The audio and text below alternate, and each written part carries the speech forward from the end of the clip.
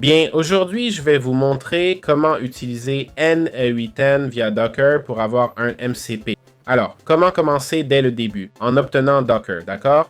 Bien, d'abord, on va se diriger vers Docker, OK? Et on va obtenir Docker, compris? Il y a des versions pour Mac, Apple Silicon, Intel, Windows, AMD 64, Intel aussi, et ARM pour les autres processeurs. Et sinon, directement pour Linux, OK? Chacun choisit sa version et bon, on va arrêter ça, d'accord? Maintenant, vous voyez, N8N va se fermer, OK? Ça ne marche plus car j'ai fermé la source. Alors, que fait-on? Eh bien, on va ouvrir Docker.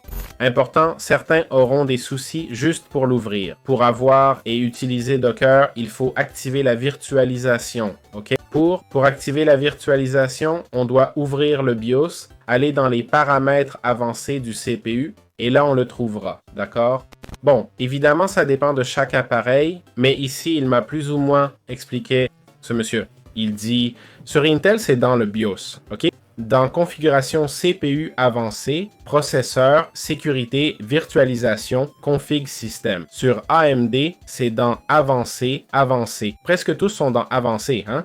Comme je dis, ça dépend de votre appareil, d'accord? Ben, une fois qu'on l'a, on ouvre Docker. Maintenant, c'est bon. Comme vous voyez, ça fonctionne et ça va continuer à fonctionner en arrière-plan. Une autre chose qu'il va vous demander, c'est le WSL, OK? Une mise à jour WSL, qui sera celle-ci. On ouvre PowerShell. On clique sur exécuter en tant qu'admin. Et là, on écrit WSL update. Si vous ne l'avez pas, écrivez cette commande WSL shutdown status update ou sinon update web. D'accord? WSL, c'est comme Windows pour Linux, permettant d'exécuter Linux dans Windows. Ensuite, allez sur Ask Gordon, tapez S-Search, cherchez N8N et cliquez sur le premier résultat, n8n.io. On va l'obtenir, ok?